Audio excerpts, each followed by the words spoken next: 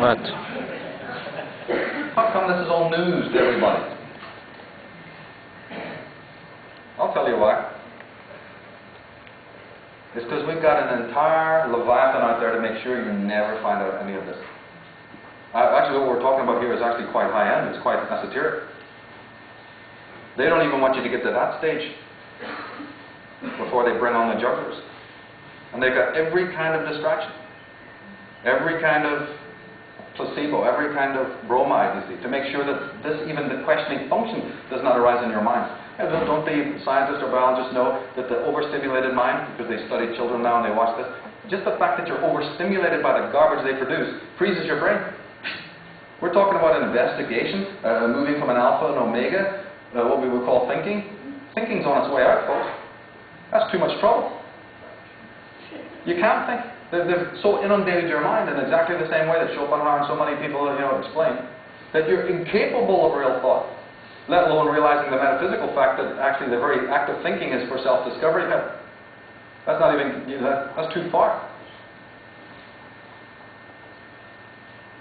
But here we are breaking the consensus. There are people who will stand out, who will learn to say no, right? Another way to explain the age of revealing is to say that it's the spirit of rebellion that is abroad in the world. And people who really know my work will know that I even connect that to the Christian idea of the Holy Spirit. That to me, this concept of the spirit of rebellion is in fact is very, very similar to what the Christians refer to in regard as the Holy Spirit. Jack Trout said, though, in his book of Positioning, The Battle for Your Mind, he said the same person constantly analyzes the world of reality and then changes what's inside his or her head to fit the facts. That's an awful lot of trouble for most people.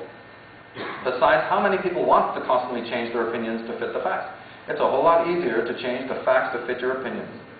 Unsane people, it's a very important word, it's different than insane.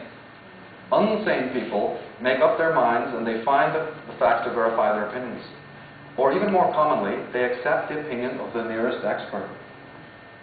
And we in the research community are here to drum it into your mind. You are the expert. There is no bloody expert. And if you put somebody on a pedestal, expect a kick in the teeth, eventually. It's as simple as that. And then they don't have to bother about the facts at all. And I think that sums it up. But one of the other reasons why we don't know this is that there is a highly funded, actively existing campaign, open and hidden campaign of prohibition and suppression. Avram Manhattan, an expert on Vatican intrigue, wrote, I think in the 1960s, pagan temples were either closed, transformed into Christian shrines, or demolished. Their properties were summarily added to the church's patrimony. The wealth of sundry religions were mercilessly expropriated, their clergy dismissed or persecuted when not civilly or even physically obliterated. Helen Ellery, in her book, the fine book, The Dark Side of Christian History, says that after Christians have spent years destroying books and libraries, St. John Chrysostom, the preeminent Greek father of the church, proudly declared every trace of the old philosophy and literature of the ancient world has vanished from the face of the earth. Proudly. Burning libraries, cutting up priestesses, right? Murdering, killing.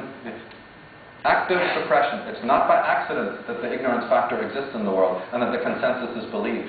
We have a Leviathan actively and open. I don't want that to generate fear or paranoia in anybody. It is a simple statement of the fact. There is a tiger hiding in the long grass. But a match, the hunter knows that you light one match and the camouflage is gone. And suddenly that skulking, vile creature is exposed. But this, never forget, in my work I try to stress this so much, it's very important to study all these different permutations, of course, in the political world, in the economic world, in the religious world, but let us never ever forget that ultimately the war is a psychic one. It is a war on consciousness. That needs never to be forgotten, even though it takes many forms. We spoke a little earlier about these, the Orwellian doublespeak and how right it is. And I just want to give you one example. We're going to be talking a little bit later on about the Aryan. But let me just use it as an example now, as an example of this Orwellian doublespeak. There's all the difference in the world between an Aryan migration and an Aryan invasion. Right? You take one word and you twist it round, and suddenly let's just talk even about the north of India, where it's accepted that there was something called an Aryan invasion, right? But then they dig up the evidence and find that all these people on the Saraswati and Sindh River were living happily side by side. That there was in fact Northwesterners who lived in India. And they are known in Indian culture. Don't believe all the latest propaganda. It is accepted and understood that such people existed. But the British Israelite coterie and the rest of the propagandists did this. They just take the word, think about it, they take the word in migration, which implies something completely different. And you just put the word invasion in there, and then you've got evil Aryans butchering everybody. Those evil invaders. You see how it's done? And there's so many other examples of this.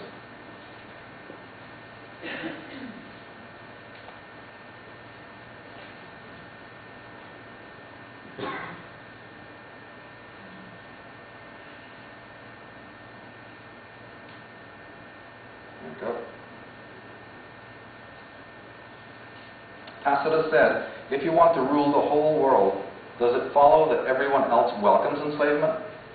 To robbery, slaughter, plunder, they give the lying name freedom. They make a wilderness and call it peace. This is this process, which has so many permutations.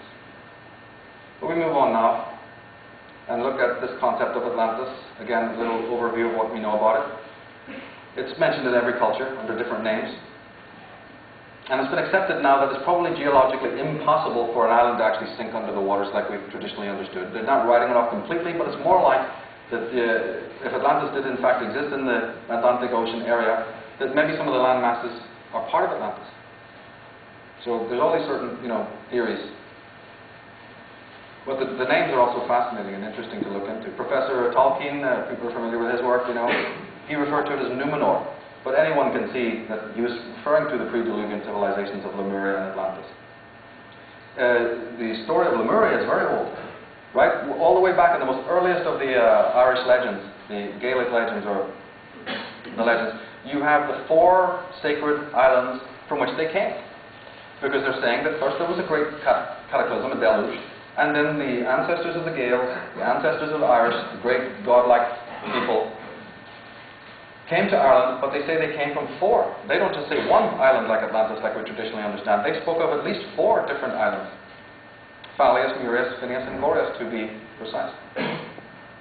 And one of those words is very interesting, is it not? Murias. Murias, just like the French today have the L serving as an English the.